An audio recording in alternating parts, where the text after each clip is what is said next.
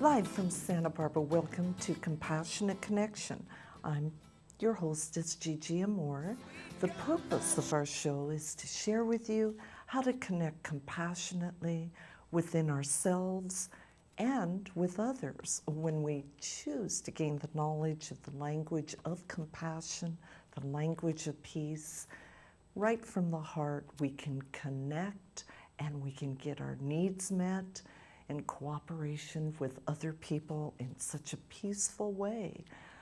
So with that being said, I'm excited. We have somebody that has mastered all these skills and more with us tonight. A very special guest, dared to come back. I have so many questions for her. Thanks for returning, Susan. It's a joy to have you with us. I'll be taking note to self throughout the show. And now I'd just like to tell everybody a little about you. Well, the theme of the show, this is huge. This is about how moods affect success on every level. And boy, they can get in the way. I know I've dealt with them my whole life, so I'm really enthused to find out how to quickly get out of that perhaps grumpy frame of mind or help someone else to do the same. So Susan, I can't wait to just go forward with all these questions and knowledge that we all would enjoy hearing and having our lives be more successful in the process. Now, I'd like to speak of Susan Allan, who is the founder of the Sales Forum and the Marriage Forum, and a specialist in creating peaceful, cooperative solutions in every conversation and in every situation. Susan is the author of 3 books, and Susan is also a certified mediator and has created the 6-part conversation for sales that allows us to create peaceful and cooperative negotiations and motivate and inspire anyone, even during mediations. Susan has also been seen on on Fox News, I must say, and on hundreds of television and radio shows, demonstrating the results that we can indeed create when we transform the way we think, listen, speak, and act, and focus on solutions instead of on problems. Also, as a gift, Susan offers a complimentary 1-hour private telephone session so that everyone can transform their lives, their finances, and even their future. So now tonight, Susan will offer a training on how moods affect success, one of a group of upcoming episodes on the sales forum skills.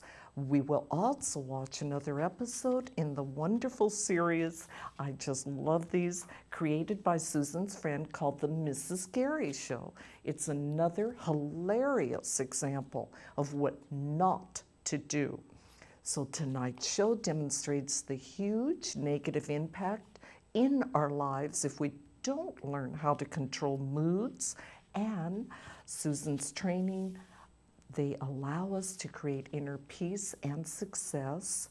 And I know Susan has also worked with thousands of clients, I must say, and friends, who have become happy, successful, and have created careers, businesses, relationships, and families. So I would just like to actually ask Susan a question right off the top.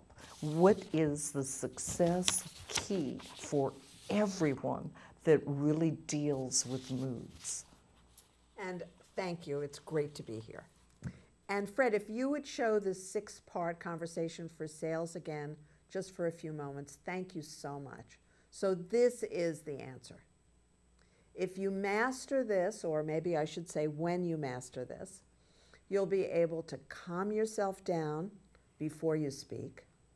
You'll be able to connect to whoever you need to connect to. And if we're speaking about business, this is obviously a client, a potential client, a boss, a coworker, an employee, right? It kind of limits it in that way.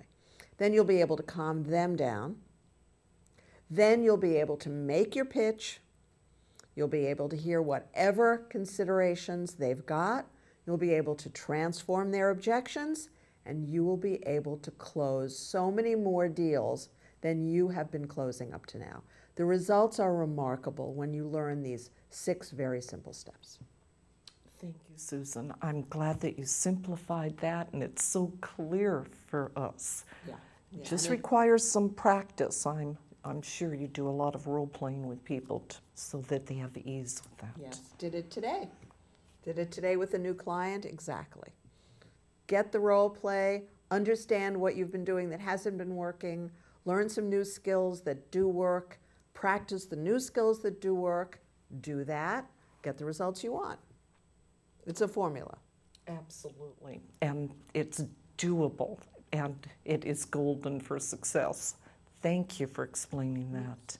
Now, I have another question that is very interesting. If we, in fact, do feel triggered, whether in a business meeting, a mediation, or at home, how can our negative emotions sink us even if we don't express our anger?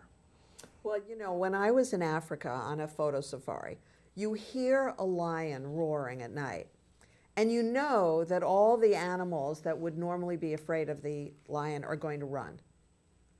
So that's even the hint. They don't see the lion. They're not close enough to even smell the lion. But they hear that roar and they are, you know, they're out of there. And that's what you have to think about. When we see you in a bad mood, and your body language speaks very, very loud, just like a lion roaring, we are going to get out of there. If we are a potential client, we're not going to buy. If we're considering hiring you as a sales rep or some affiliated job, you're not getting the job. The person who's peaceful and powerful is going to get that job and make that sale. And that's the type of person I like dealing with. Perfectly put. That's right. And I'm sure everybody else. Yeah. I mean, I've had situations when I just bought my last car. My friend Michelle, who you know so well, went with me, and I was ready to buy a different car than the one I got. Because Michelle was really convinced that for so many reasons that would be a better car for me. And the guy at the dealership was such an idiot that I didn't buy the car. I walked out. He didn't do any of the things that you would expect somebody to do. And we had been like ready for me to sign the papers and drive the car away. It was funny if you look at it from the perspective of a sales expert, which of course I am. And it was great to be able to say to Michelle, I know you don't even believe what happened. You can't even believe it. And she was stupefied. She said, you know, you wanted to buy the car. I made the phone call. I talked to him over the phone. I figured everything out. It was all ready to happen. How could anybody mess it up so badly? I said, I don't know, but I really wanted to buy a Prius. So could we go, you know, to Toyota now? How interesting. And so they picked up that briefcase full of the cash and left. So funny, yeah. Oh my gosh. Well, there you go. Big commission. He didn't see. Yeah, not at all. Well, thank you. That's a personal story. I enjoy that. Now, when we let ourselves actually express our negative emotions in front of other people, what can be that cost to us, to our jobs or business, or to even our health? Well, you know, the difference between the lion roaring at night when there's no moon and nobody sees the lion is that a certain amount of antelopes, etc., are going to run. But if it's a full moon and they see the lion and they smell the lion on top of hearing the lion, you know that thousands of animals are going to literally hightail it out of there, because nobody wants to be in the presence of somebody who's argumentative, moody, difficult, basically a pain. Because I know you don't want to be around them. I don't want to be around them. Gigi doesn't, right? So we know this. So we don't want to have those behaviors anymore. They just don't pay. It doesn't work. You're in business to do well, to be successful. So tonight's show is about avoiding these kinds of behaviors that can only set you back. And, you know, I just may want to add to that. A lot of times it seems that people can enjoy in the moment, blah, blah, blah to somebody, but once again, it's a no-win. That's why these skills are so important. Well, moving forward, when we see tonight's video clip, we will see what happens when someone is, let's say, easily triggered and to a negative emotion. How does this really make things worse and worse in all areas and situations in our lives? You know, in business, it's so easy for people to think that the client either wasn't ready to buy or didn't want to buy or didn't want what you have to sell or any of the stories that newbie salespeople are going to tell. But once you've been in sales for as long as I have, which is a very, very long time, then you start to realize that people who were better at sales than I was in the very early days closed deals that I couldn't close. And as I got to be more and more successful, I was able to close deals that new salespeople couldn't close. And if you sat in as many meetings as I've sat in with people who were presenting and, you know, marketing and sales and promotion and all that, you know that when the heavy hitter, the really successful salesperson walks in the room and sits down, everything changes. So opportunities that didn't exist 10 minutes before suddenly exist. And that's what you've got to realize. You have to master these skills if you want to really be successful. And I've trained enough people to be even more successful than they were, and I've trained enough people who are just starting out. This is basic stuff. And truly, it's not brain science and surgery, you know? You've got to just learn certain skills, practice them, master them, use them, and you will be more and more successful. Which is a joy for everybody to experience, absolutely. That's right, because sales is a dance. And if you're stepping on somebody's feet, they're going to do what I did, walk out the door and go somewhere else. But if you know how to dance and you know the dance, they're going to stay, they're going to buy, they're going to come back again and again. Perfect. Thank you, Susan. Well, what about the situation when we feel angry and we really remain angry? How can we ultimately climb out of it before it's too late and we ruin our job or our company or even perhaps a marriage? One of the two skills that I teach that allows us to bring us back to peace is self-empathy. That's always part one of the 6-part conversation, where you literally notice what you're feeling and needing, and then you understand that there is just absolutely no benefit to speak when you're in that angry place. You've got to calm down. And it's a technique that I teach, and if this is important and interesting to you, please send me an email or give me a call, and I will send you the whole lesson via email, and it will be very, very clear for you.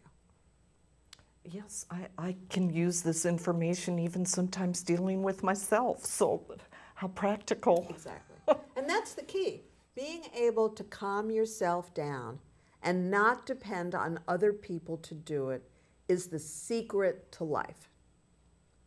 So the 6th part is the key to sales, it's the key to business.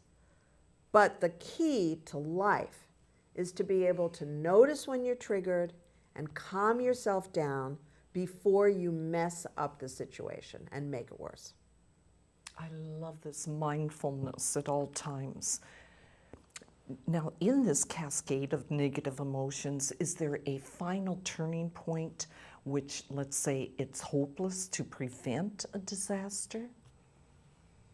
Well, as you're biting off the other person's head verbally, we assume, then you have that moment, you know? You have the moment when you are just about to let them have it with both barrels. I'm using a lot of, safari metaphors. I don't know why tonight. But anyway, you've got to be able to pull yourself back. You can say, oh, I really didn't mean that. I so regret that I, kind of am getting ahead of myself today. And I know that you really want to purchase the such and such. And, And there are many, many ways, but once you've yelled at that person, and there's someone that I know very, very well who has a tendency to lose her temper, and then the next day she calls and apologizes, and I always say the same thing. I understand that you were very upset yesterday, and I understand that you believe that by apologizing today, it would erase what happened yesterday. And she'll say yes. And I was like, well, actually, would you be willing to hear my thoughts about it? Now, if she's not ready to hear my thoughts about it, she'll say more words, and I'll have to validate her and empathize with her, which I then would do. And then eventually, she's going to say, yes, tell me what you wanted to say. Well, for me, when you lost your temper yesterday, that was a problem, because that always hits us right in the chest. And then for you to bring it up again, mention it again the next day, now it's twice, right? So now you're reminding them. So the smartest move, obviously, is to master self-empathy, I say to her, and then don't do this, because it's not just what you do to me, it's what you do whenever you do this to anybody. Oh, I hope she paid attention and will work on this issue. Absolutely, for sure. Good. Well, occasionally we all need reminders, regardless if we have these skills or not. I must admit, we're human. Of course. You bet. You bet. Well, I know that in tonight's episode of Mrs. Gary, there's a funny episode that's coming up with an EMT.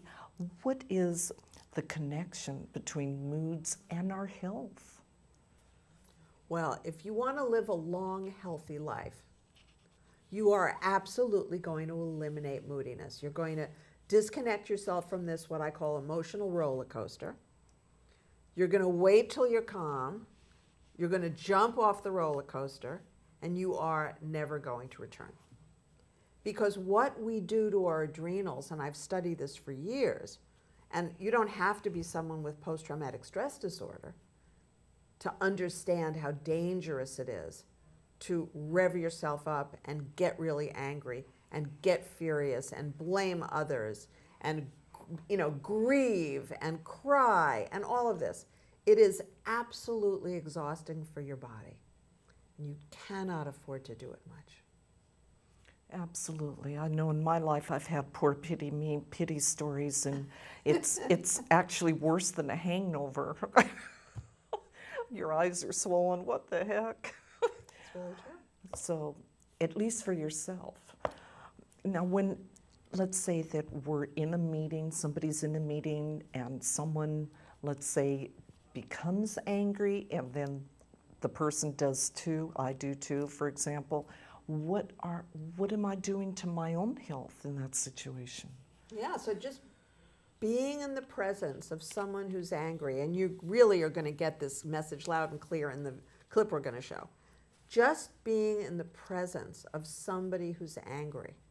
Being an ER doctor, for example. Being an ER nurse. Being an EMT. Being a trauma specialist. I used to have a client years ago. I had two clients. One was the girlfriend, and her boyfriend was an EMT who was, well, both of them were living on this roller coaster that he had created. And then I said to him, I was empathizing with him in one session, I said, I can just imagine the kind of stress you're under all the time. You're an EMT. This must be so, so difficult. He said, I don't think you know what I do. I said, so you do something different from being an EMT. So it's not that you're the person they call when there's a health emergency and somebody's near death. He said, oh yes, I'm the one they call when they need the helicopter to go bring me, the EMT, to a disaster. So in other words, what he was saying is not only is he an EMT, but he's an EMT times a million, because the kind of crises that he had to deal with were the huge crises, not just when one car crashes, but when 50 car crashes, right? So as much fun as it is to watch the news and get excited and, rush to think of what we're going to do and how we're going to solve it and, how we're going to protect ourselves, the bottom line is you may not realize what this does to your body. And I can tell you, because I've become an expert in this by necessity, that the exhaustion that you are generating through using up adrenaline and adrenal cortisol in this fight or flight dance, it's just not worth it. Beautifully put. Thank you, Susan. And I'm imagining sometimes it feels fun in the process, but you pay too high of a price. Exactly. Well, let's explore what is the most important tool that you can share with everyone so that they can indeed catch themselves and stay grounded in any situation. You want to create a vocabulary for yourself of what your needs are. That's really the first step. And this is based on nonviolent communication. It's a vocabulary of needs, a need for cooperation, a need for success, a need for respect, a need for financial security. All these needs are basic needs in business, aren't they? So you see that you have these needs. You know, if it's your boss, you have a need for respect from your boss. You may not get it, but you have a need for self-respect. If it's your employee, okay, different. Or a coworker, different. So in each scenario, there are certain needs that you have, and you have to be realistic. So again, if you expect that your boss is going to have a tremendous amount of respect for you, that's not the normal dynamic. But if you expect your employee is going to have respect for you, not only is that the normal dynamic, but you have a lot of power called replacing the employee. So you can and must get those needs met. But be realistic about them first. And then, as you understand what self-empathy is, which we've been talking about tonight, again, please do email me and I'll send you the entire exercise and you can practice it. Thank you, Susan. I have a fascinating question for you that I know you're always reminding us that it only takes one person with your sales form or your Heartspace skills to create the peace in any situation.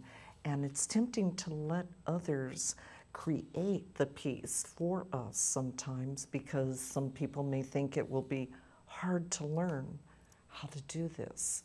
So could you explain that to us? Sure. You know, if you really want power, and in business, you've got to have power if you're going to stay in business. So whether you're an employee, whether you're the boss, whether you're the partner, whether you're one of the, entry-level people or, the most successful person in sales, you've got to be able to motivate other people. And the only way to motivate other people is if you're peaceful and powerful. And you've got to be able to motivate yourself.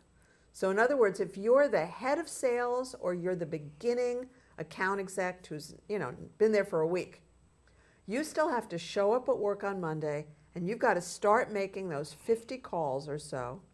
And you've got to reach people on the phone, which you will not do if you're angry or scared. People get the vibe, and you'd be amazed at how few people are going to take your call when you're in that state, even if they don't know you or they don't know the condition you're in. They just feel it. It's in the quantum field. If you're peaceful and powerful, you will make a call, you will get a lot more people on the phone, you will make your pitch based on their needs, and you will either set up meetings or set up presentations, or if it's something simple like some sort of a software thing, you can sell it right over the phone, right then and there. It makes all the difference in the world. And obviously that will shift them so that they're at their best as well. Absolutely. So there you go, the cooperation that Susan mentions all the time. I can appreciate that. I also know that there's many companies that use you in the HR departments. And what do the company owners actually tell you about the benefits of hiring people who are calm and happy and therefore even more dependable? Yeah, well, first of all, if you're the owner of a company, and I just interviewed somebody last week for a potential position, and then I just found out yesterday that one of the people that I interviewed, I think it was about 3 weeks before, just signed her contract. So this is at the same company. So they look for people who have a lot of attributes, They're a fantastic company. They've been around a long time, 30 years. So they have the pick, you know, the cream of the crop. They look for people who are very positive, very talented, very dependable, have a great track record, very hardworking, etc. In other words, they have zero tolerance at this point in time with people who are moody and difficult. And there was a time when they had a couple of people working there who were like that. And that was one of the first things I was hired to transform. And they got rid of one of those employees. They got rid of another one of those employees. Recently, they just got rid of a third of those employees. And there was a fourth who was a very sweet guy but very moody. And I worked with him, and his boss, two bosses worked with him, and basically let him know that zero tolerance of moodiness anymore.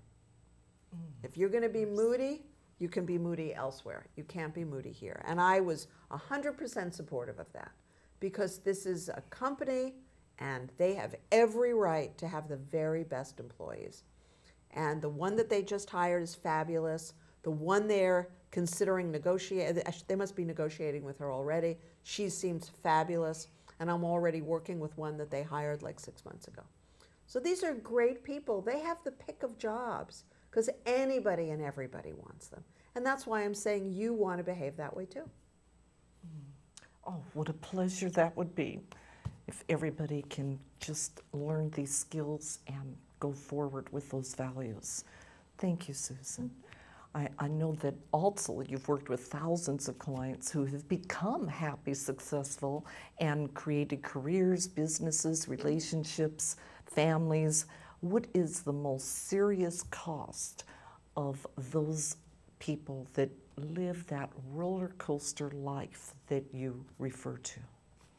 And you know, you'll see this so clearly in the video clip, but basically all the things that Gigi just described that my clients have acquired, you know, they've acquired financial security or financial stability and security, great careers or great businesses, new relationships, families, homes, you name it.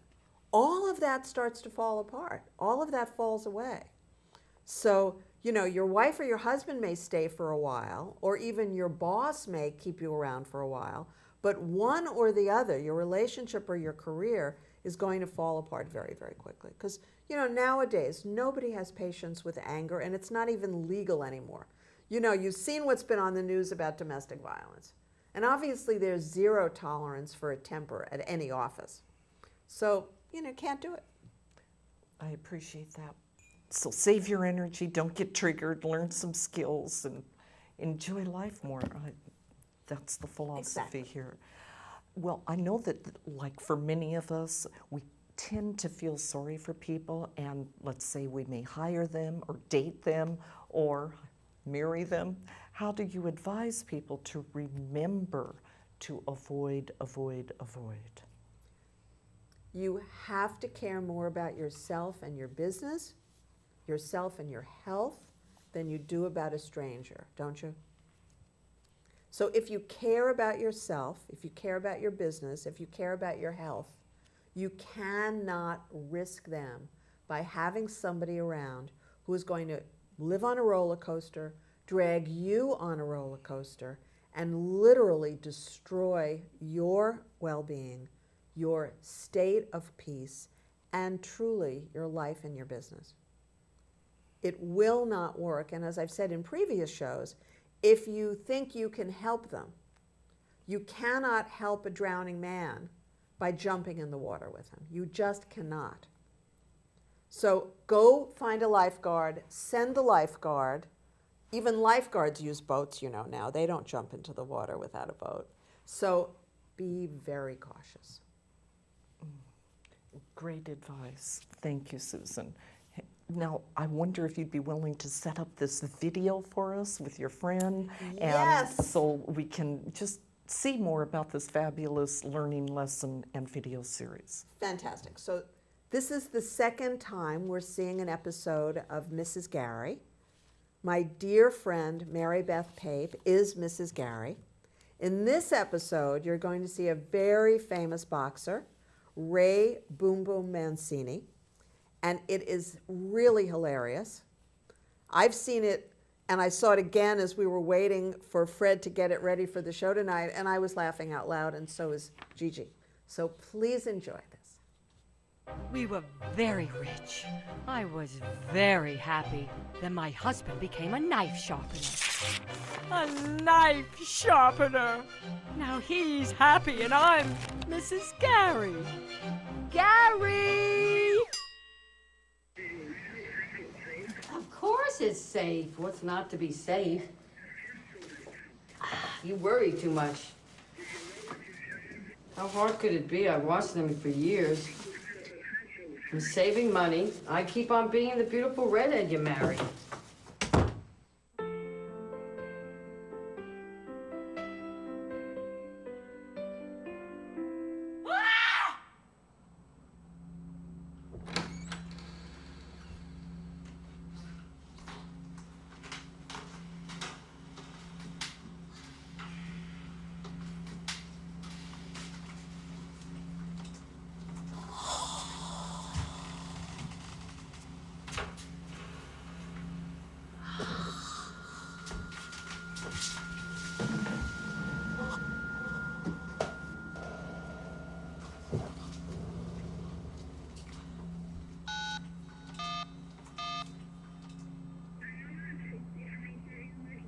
I think I'm having a heart attack.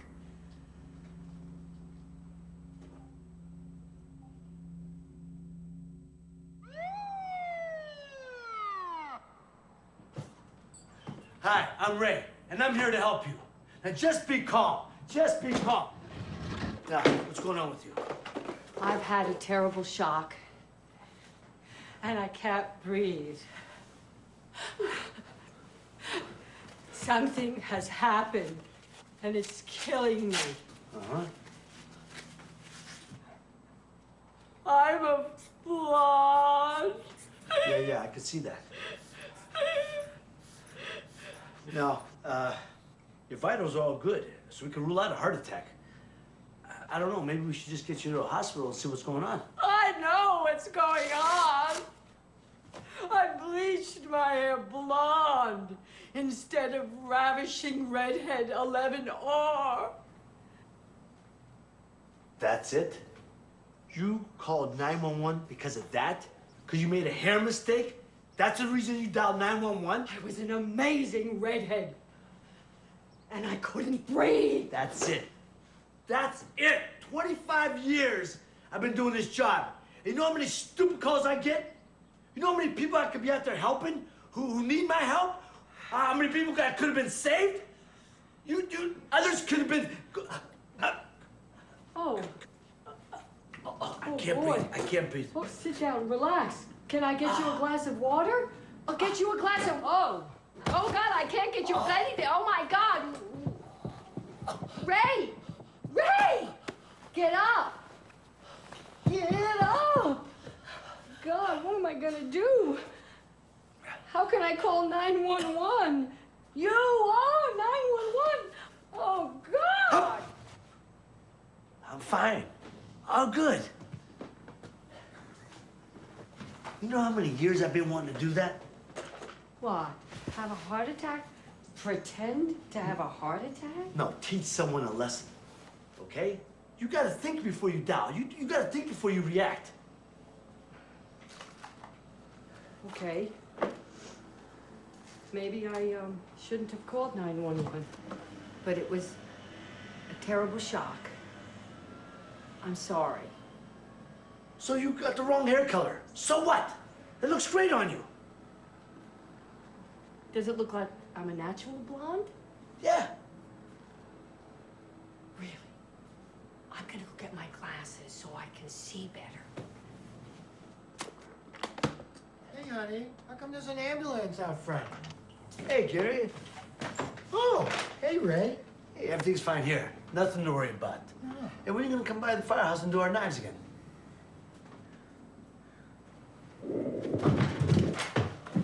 Oh, hey, Gary. He's having a heart attack. I'll save you. Nobody else can do our knives.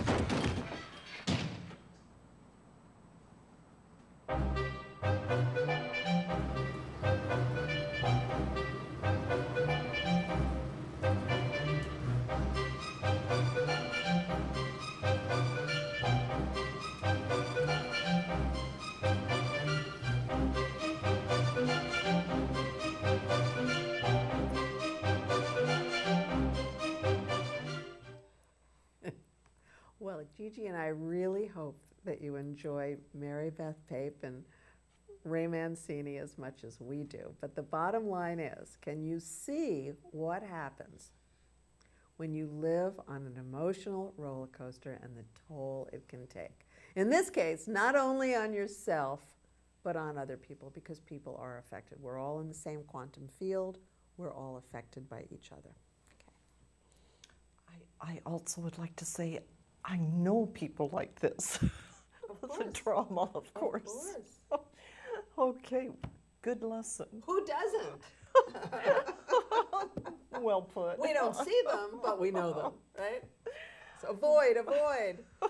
I know this clip is so funny, and yet I know that so many people do really freak out about something that's small, insignificant, and they really make themselves, let's say, very ill, and it could even ruin their life.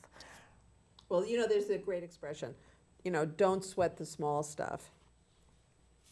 And it's all small stuff. So that's what you learn as you get older and you have serious challenges that you have to get through, that you have to transform. That's a really valuable thing to remember.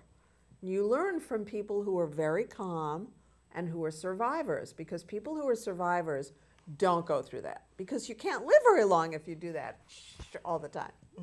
That's true. We know that. We can even sense that. Now, how about if you would demonstrate and help us understand the self-empathy skill, and which Mrs. Gary and so many others could use to create the peace and avoid so much suffering for themselves and others? Okay, so I have a client who hasn't worked in quite some time because he's been ill. And now I'm thrilled to say, because of different work I've done with him, he is doing wonderfully. So now he needs to start looking for work. And of course, he's been out of work for a while, so this makes him feel very anxious. So if I'm going to imagine and show you, I'm just going to be him. Just, you know, use your imagination a little bit. So he would then say to himself that he's feeling, you know, I'm really feeling scared because I've got to go online and I've got to apply for a job because I need a job. And I'm feeling really worried because as much as Susan and I have improved my resume, I'm worried because I need respect from a potential boss and company. And I'm feeling really nervous because I need financial security. I need to earn some money. And I feel really confused because I'm not sure which of the jobs on jobs.com, let's say, I should apply for first. I need some clarity. I need some support. And if he did this before his next session with me, then by the time he picks up the phone and dials my number and we have a session, we could easily get him on jobs.com and have him very efficiently applying for jobs. If he doesn't do this exercise, self-empathy, before he calls me, then of course I've got to lead him through this, and then that takes more time. So you can see that having the training, having the practice, having the habit of calming yourself down whenever you're triggered and there's something you've got to accomplish saves you a great deal of time, not just saving you suffering. Thank you, Susan. So very important. It starts with ourselves. Well, I'm curious if you'd explain to us what it really would cost us when we do react like, let's say, Mrs. Gary or Ray and the EMT that we just viewed in this clip. What does it really cost us? Yes. It costs you everything. You know, it just costs you everything. You know, when I started working with this guy that I'm referring to, he was not employed. His marriage is on the rocks. He has a cascade of negative situations that I've been working with him to transform, and we are transforming them. But if he had had the training and the skills like the rest of us years ago, then he would have been able to prevent all of this. That's what we're talking about today. We're talking about preventative skills, and that's what you want. so that you don't have to look for a new job. You get to keep the old job and get a promotion, or 2 promotions, or 4 promotions. Thank you. Moving forward, what about this Ray, the EMT? Is there a skill that he could have used that would have allowed him to calm Mrs. Gary down when she in fact called 911? Yeah, absolutely. And he was great. I mean, he was great in the role because it's very realistic. However, if EMTs were trained in empathy, then as he's taking her vitals, he would say, Mrs. Gary, I can imagine that you're feeling very, very anxious and you want to be sure that you're healthy. And when you tell me that you're having these palpitations, you want me to confirm for you that it isn't anything serious and that your heart is healthy. Is that right? And that would begin to calm her down.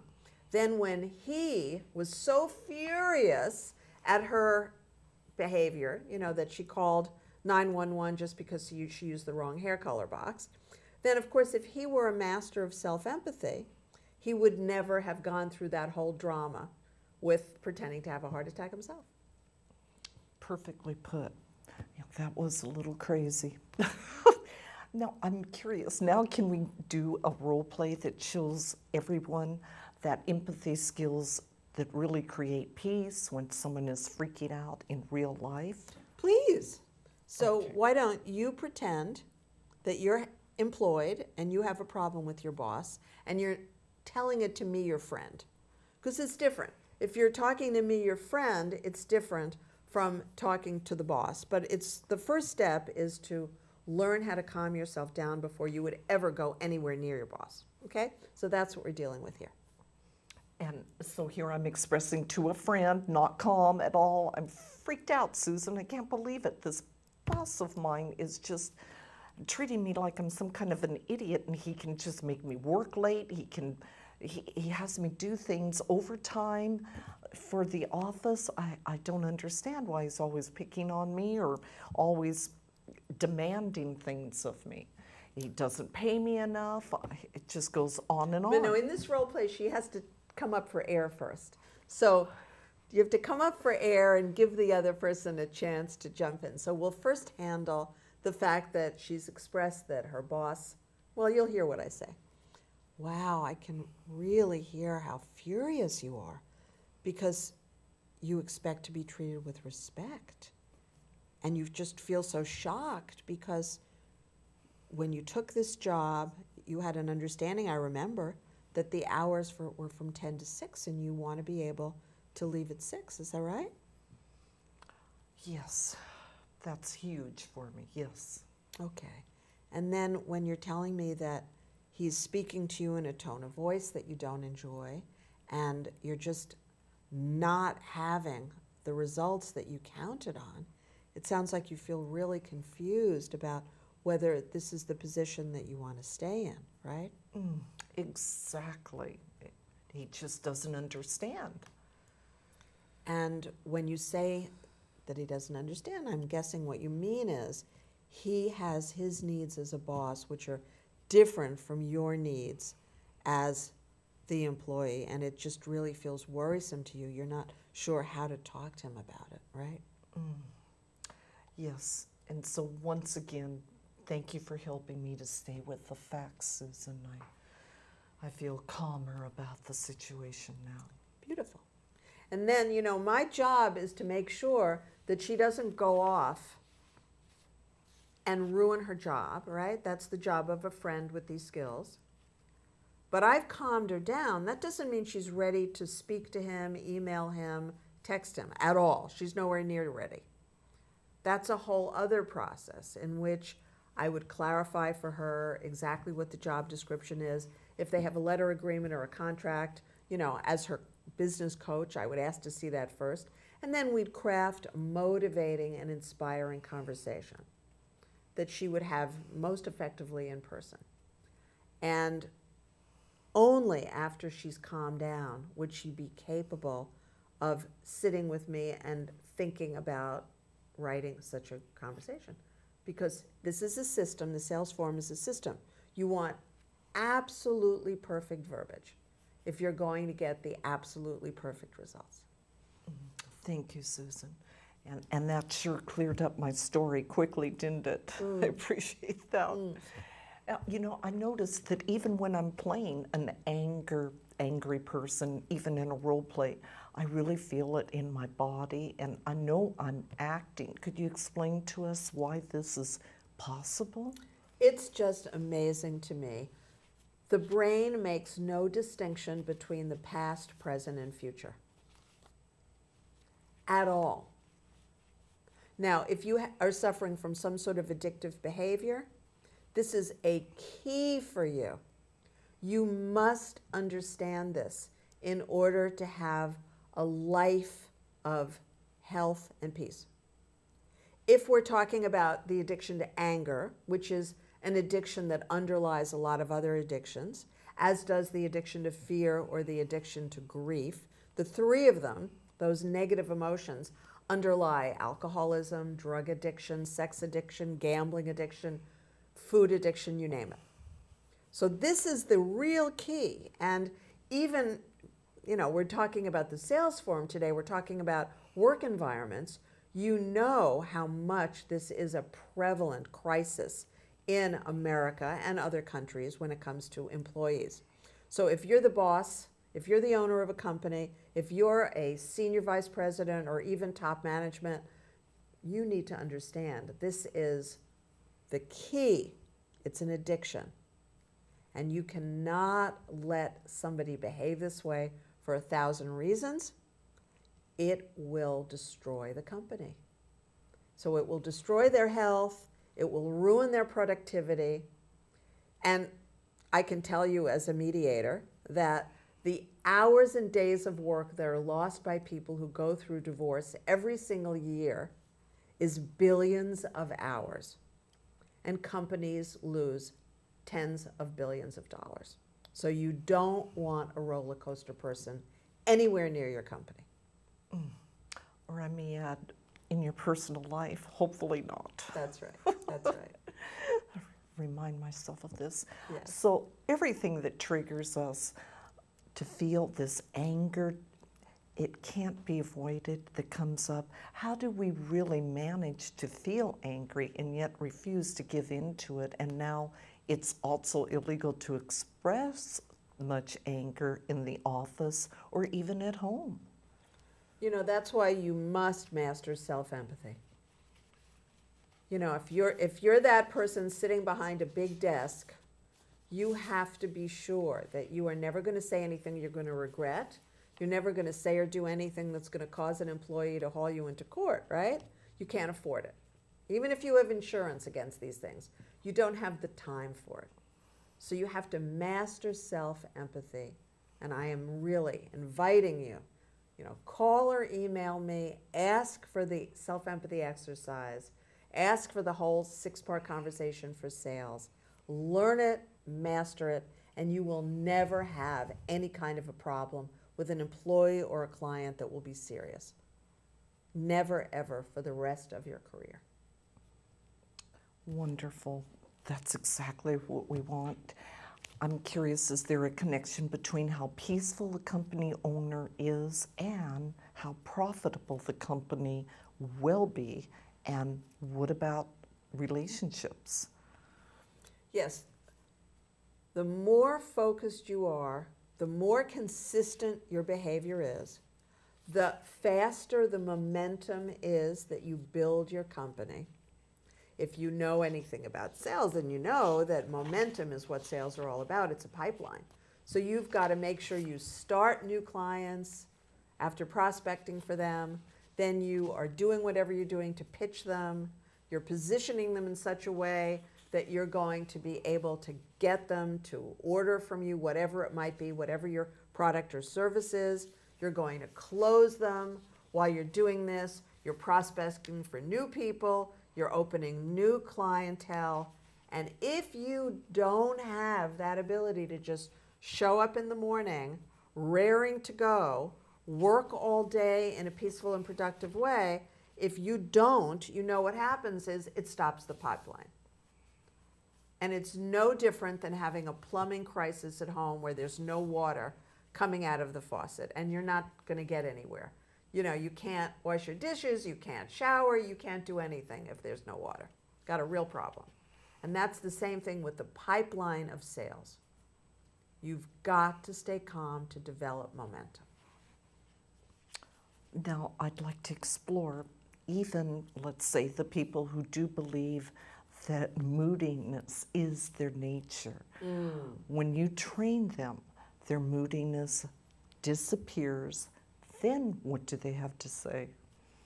Well, one of my clients just said, I think it was Thursday last week, that she could not believe, she truly could not believe how different she feels, because for the first 3 or 4 sessions, she really was completely confused by my assertion that these moods were not her true nature, that it was a brain wiring thing and a brain chemistry thing, and that she had to transform the way she thinks, listens, speaks, and acts so that she could have a successful business.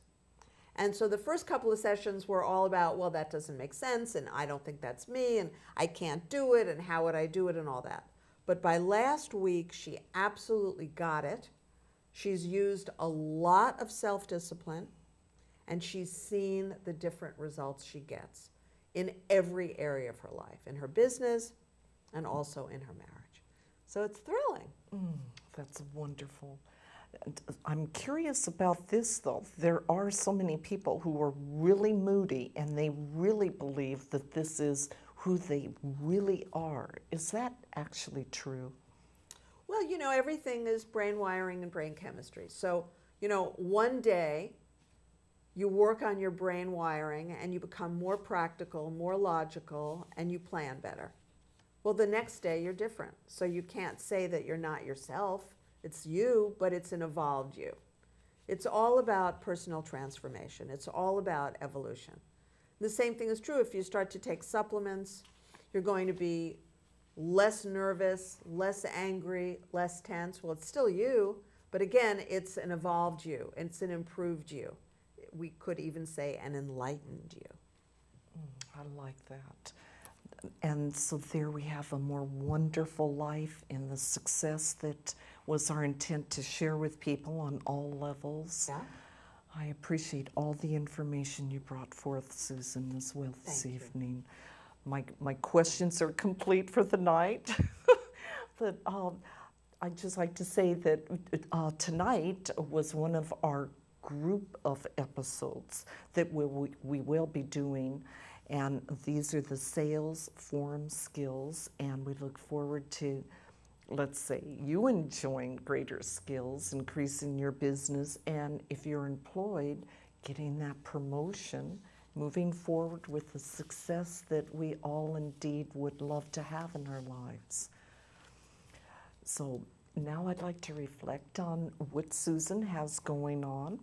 She has the Susan Allan column that's in our local Ask the Love and Relationship Coach in our Santa Barbara Family Life magazine, which is also available online. That's www.wsbfamilylife.com.